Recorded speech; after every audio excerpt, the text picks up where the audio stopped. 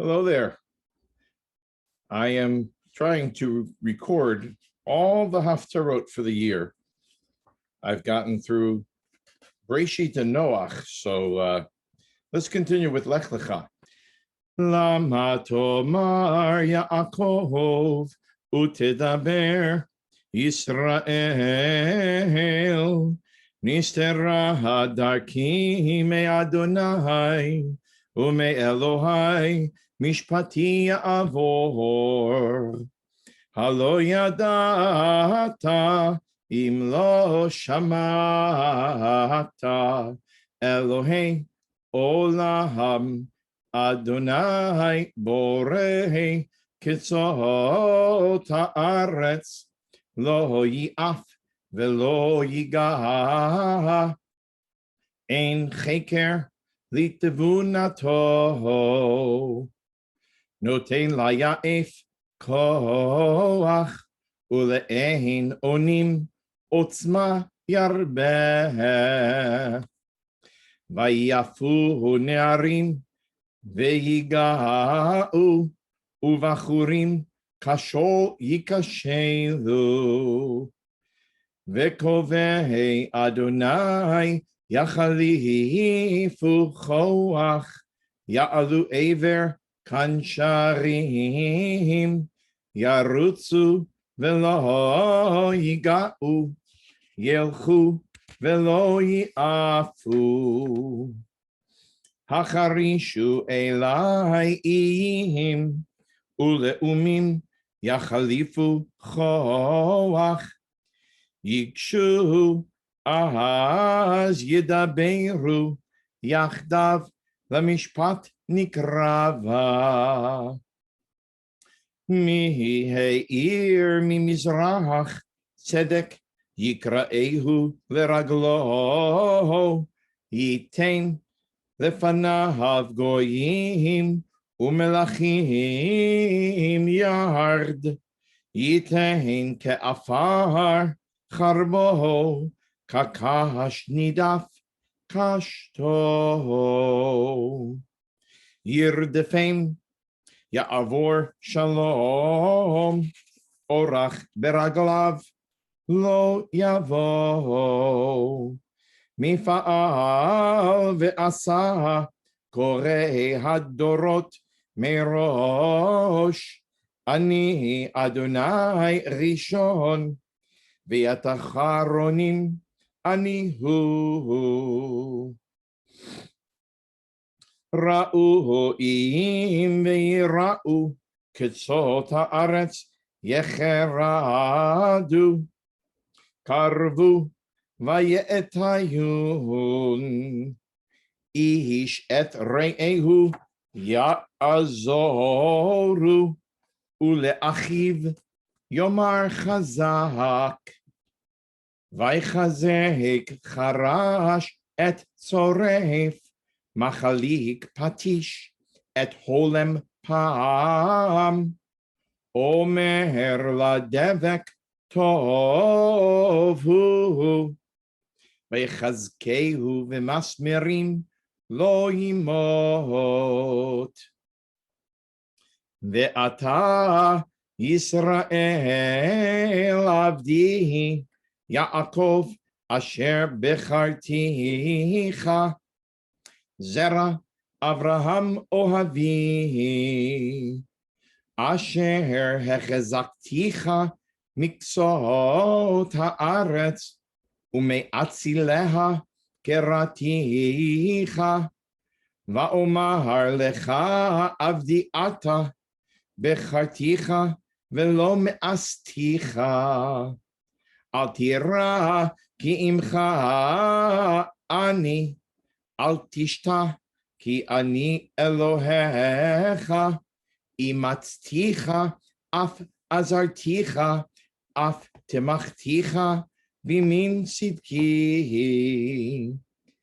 hein yevoshu vikalmu ko hanecherim bach yehiyu cha'ayin veyovdu Anshe rivecha Tivakshem velo timsaem anshe matzutecha yehiu che'ayin uche'efes anshe milchamtecha ki ani Adonai Elohecha machazik yeminecha haomer lecha al tira ani azarticha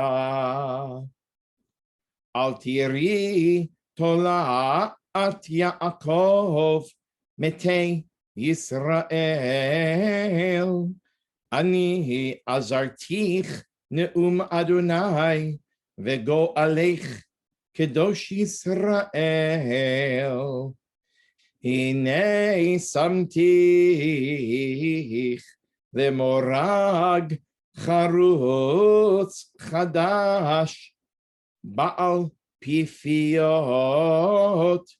tadush harim v'tadok ugevaot kamotz tasim tizreim Veruach tisaem useara tafitz otam ve'ata tagil badonai bikdosh Yisrael titala,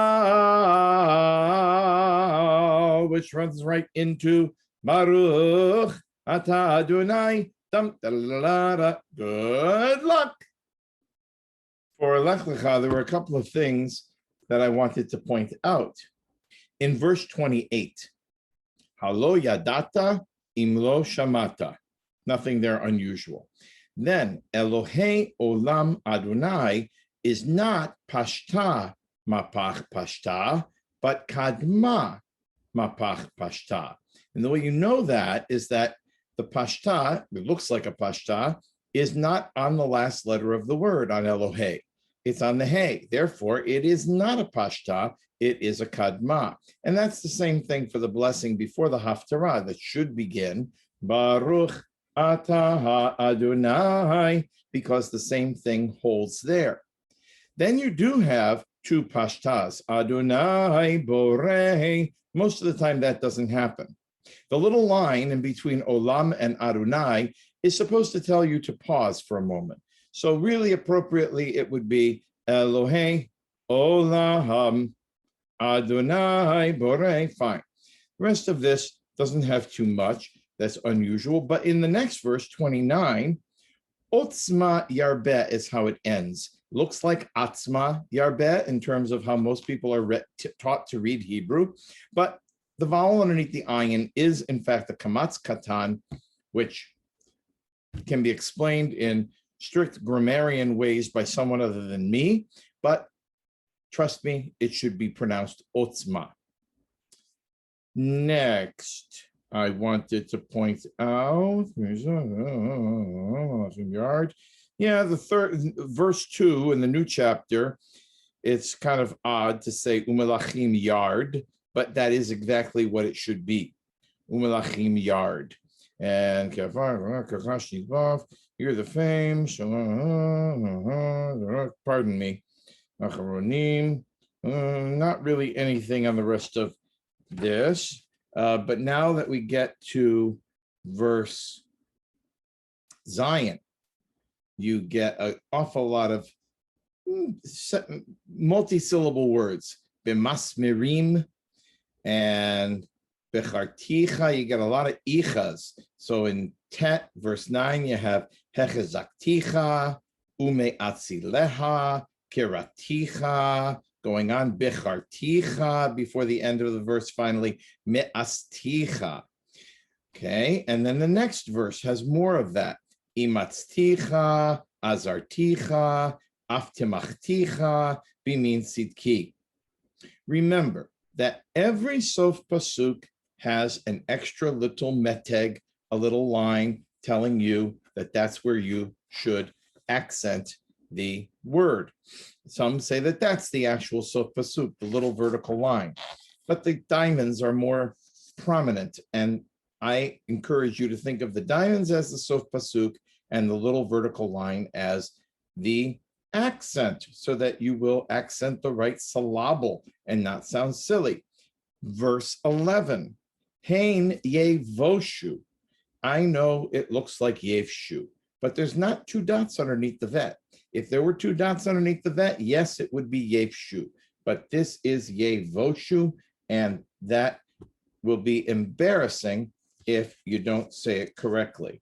Ha, ha. Anybody who understands Hebrew, or if you want to look up the word, you'll see why I'm saying that. Then you start to have a series of an unusual, but usual enough that you should know it, sequence of tropes of mercha before tivir.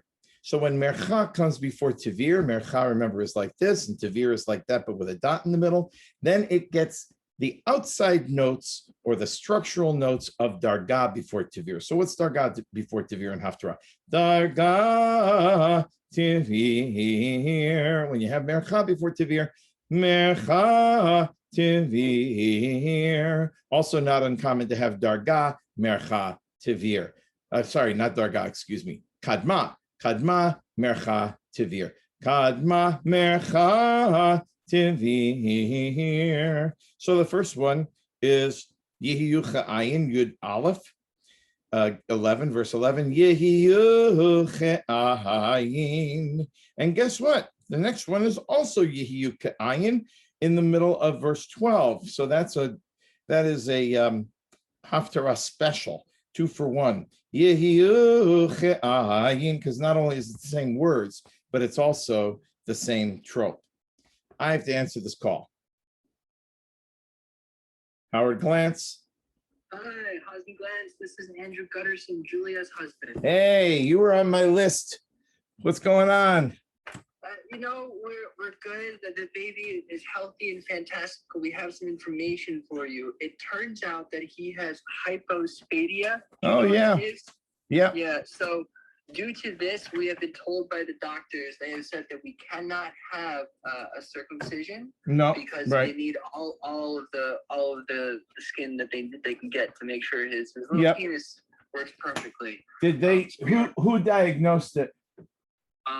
The pediatric nurse here, or the pediatric staff, right, diagnosed it over here, and like we had someone that worked at CHOP, right, a couple of years ago, and she said, listen, I've seen this many a time, and I know you guys are a Jewish family. We have to suggest that you guys cannot have a bris if you want to make sure it has a working penis. Well, okay, so if you want to correct it, you cannot have any sort of bris. So unfortunately, we have to cancel the bris. No, hold on. Before you keep going, hold on.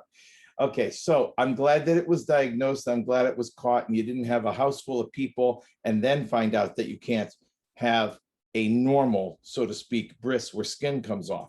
But you do still have what's called a hatifat dam, where a little drop of blood is taken. The baby hardly even whimpers, if anything at all. Most of the time, they don't say a word. And it feels like a bris to everybody. And that's what most people do, is they have still a bris, but they call it a hatifat. They know, and whoever they want to know will know that it's not, that skin isn't coming off, but that a drop of blood is taken, so that your son, between now and the time that the surgery is going to be done, can be considered in the covenant of Abraham.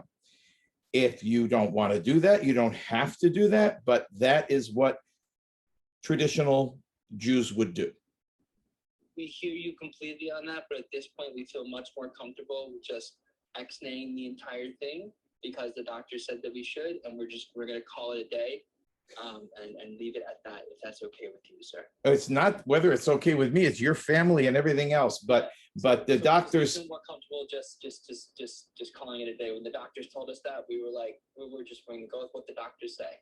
Okay, that's fine, but it has nothing to do with me. It has to do with their verbiage. If they realized that it was just a drop of blood, they wouldn't have said you had to cancel the whole thing. It could be very traumatic for family and for relatives to be told that there can't be any bris. So it's not clearly it's not for you guys. I just wanted to tell you what your options are, And I wish you, Shabbat Shalom. If there's a point at which you want to celebrate the covenant and have your baby considered to be in the covenant, and I can help you, just let me know. We 100% will reach out when that comes to pass. How does that sound? Yeah, whatever you need, I'm there for you. Sounds good, sir. Thank you so much. All right, you're welcome. Shabbat Shalom. Shabbat Shalom. Bye-bye.